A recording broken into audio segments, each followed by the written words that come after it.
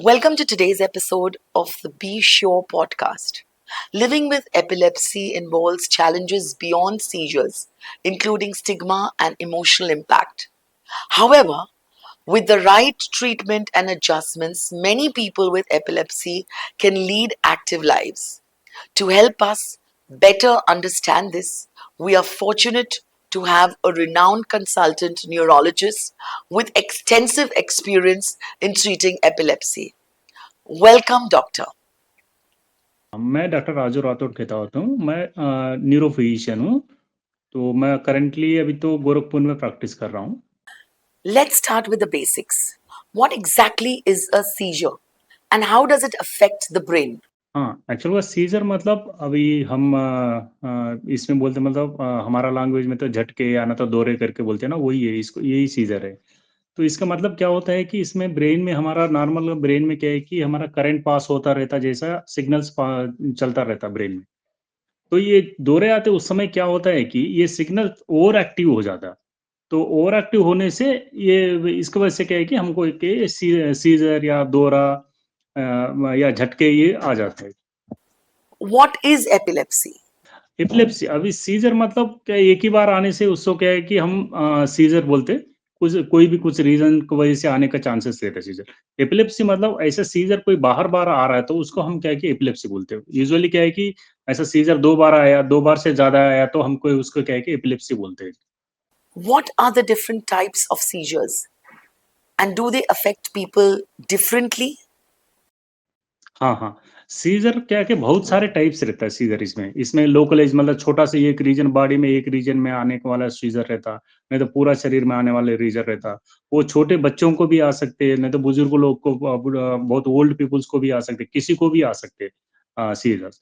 एक मतलब रिस्क भी नॉर्मल बंदा कोई भी है, उनको रिस्क हो, नहीं हो तो भी उनका पूरा ज़िंदगी में क्या है कि 5 टू 10% रिस्क रहता है, उनको किसी को भी ये सीज़र्स आने का चांस रहता है। I see. Now, can you explain what causes epilepsy? Is there always a known cause? Epilepsy का आने के लिए बहुत सारे रीज़न्स हैं, मतलब 50% मेंबर्स को क्या है कि रीज़न पता नहीं चलता, बट 50% मेंबर्स को क्या है कि रीज़न्स रहता। इसमें बहुत सारे रीज़न्स हैं, उसमें हम क्या है कि कुछ ब्रेन का कुछ इन्फेक्शन हुआ, उससे भी हो सकता, नहीं तो ब्रेन में कुछ ट्यूमर हुआ, उससे भी हो सकता, नहीं तो हमारा क्या है कि कभी-कभी क्या है कि हमको स्ट्रोक मतलब फालिज पड़ना, उससे भी हो सकता, नहीं तो कुछ चोट लगना मतलब एक्सीडेंट ऐसा कुछ हुआ, उससे भी हो सकता। ऐसा बहुत सारे रीज़न्स रहता है इसमें। नहीं तो कुछ कभी-कभी कुछ दवाई दूसरे चीज़ के लिए दवाई ले रहे हो, उससे भी हो सकता। Well, that's really helpful to understand. Well, what are some of the signs or symptoms of epilepsy that caregivers should look out for?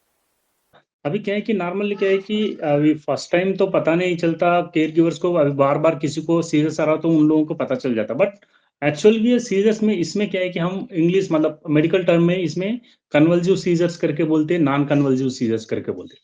Convulsive scissor करके ये क्या है कि नॉर्मल सभी को पता चलता है। सडनली अभी कोई सडनली कोई बंदे को सडनली हाथ-पैर हिलने लगा, तो उस समय वो अनकॉन्शियस होके हाथ-पैर हिलने लगा, आँख टेढ़े हो जाना, मुँह से झाग आ जाना, नहीं तो उसी समय पेशाब लैट्रिन बिना पता के उस समय निकल जाना और उसके साथ-साथ अनकॉन्शियस हो जाना। ये एक टाइप है। ये मतलब बाहर पता चलता हमको कि पेशेंट को क्या हो रहा है, सडन झटका हाथ-पैर हिलने लगा, मुड़ने लगा, ये सारे हो जाता। और दूसरा क्या है कि नॉन कन्वल्सिव सीज़र्स करके भी होता रहता। इसमें क्या है कि कुछ पेशेंट्स मतलब ये नॉन कन्वल्सिव सीज़र करके ये यूजुअली क्या है कि हम एडमिटेड पेशेंट्स को देखते रहते हैं। यूजुअली आईसीयू में एडमिटेड पेशेंट ऐसे वाले को देखते रहते हैं। वो नॉर्मल मतलब आम आदमी को वो पता चलना बहुत मुश्किल हो जाता है उसमें।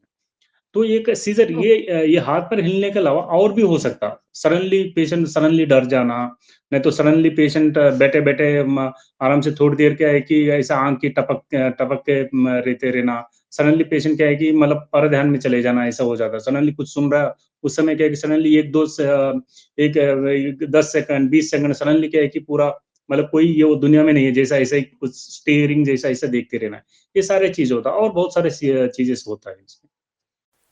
Now, let's talk about something that many people with epilepsy face: stigma.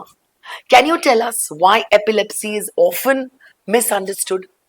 है कि इस सीज़र के बारे में बहुत सारे मिसअंडरस्टैंडिंग है। मेनली क्या है कि हम गाँव वाले लोगों में तो बहुत सारे देखते हैं। क्या है कि ये क्या रहता है कि दौरे मतलब ये मतलब मेरे को है तो मेरे से मेरे फैमिली वाले को आने का आ जाता। नहीं तो मेरा खाना कोई खाएगा तो उनसे भी आ जाता। मैं तो मेरे को दौरा है, मेरे से कोई खेलने से दूसरे बंदे को आ जाना। मतलब ये एक के साथ दूसरे को ये डिसीज़ आना, ऐसा बिल्कुल नहीं रहता। क्योंकि ये दौरा पड़ने वाले इसके साथ मिल सकते हैं, जुल सकते हैं, खाना खा सकते हो, उससे मतलब शेक हैंड कर सकते हो, उससे शेयर सकते हो, ये सब कर सकते हो। और क्या है कि और मिर्गी आएगा तो इसका ट्रीटमेंट नहीं है, ऐसा कुछ भी नहीं है। दौरा दौरा या झटका आएगा तो इसका क्या इलाज भी है, इससे सही टाइम पे हम दवाई ले लेने से क्या है कि इसमें अच्छे से रिज़ल्ट रहता और बहुत सारे लोगों के ऑलमोस्ट 50-60% मेंबर्स को क्या है कि इवन दवाई भी बंद हो जाता, कुछ 1 साल, 2 साल चलने के बाद। Absolutely. Now let's move on to managing epilepsy.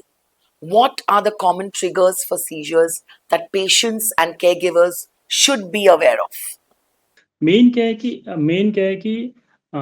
Triggers क्या है कि मेन नींद वगैरह अच्छे से लेना होता है इसमें और एक्सेसिव फ़ोन या टीवी वगैरह ये सारा ज़्यादा यूज़ नहीं करना होता। नींद बहुत इम्पोर्टेंट है इसमें 7 से 10 घंटा तो नींद तो लेना ही पड़ेगा। और क्या है कि अननेसेसरी स्ट्रेस वगैरह लेने से उससे भी ये झटके आने का चांसेस ज़्यादा बढ़ने के चांसेस रहते हैं। और कोई ऑलरेडी कुछ दवाई वगैरह लेने वाला है तो सडनली दवाई छोड़ना वगैरह ये भी नहीं करना होता। Thank you so much, Doctor. To wrap up, could you share some safety tips to help prevent injuries during seizures?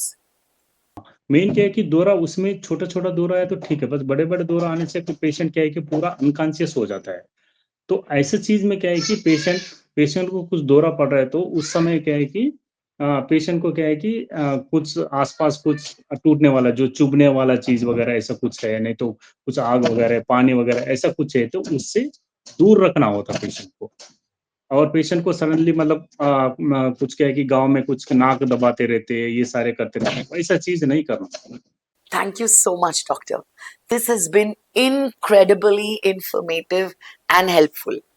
We hope today's discussion helps listeners better understand epilepsy and how to support themselves or their loved ones, of course. Any final thoughts?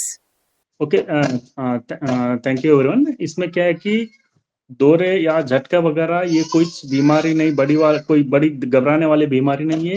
इसके सही time पे आप diagnosis हो जाए, सही सही से दवाई ले लेने से आपको क्या है कि रिस्क या नहीं तो आपको फैमिली बर्डन वगैरह ये सारे कम हो जाता। Thank you, Doctor. And thank you to our listeners. Until next time, take care and stay informed.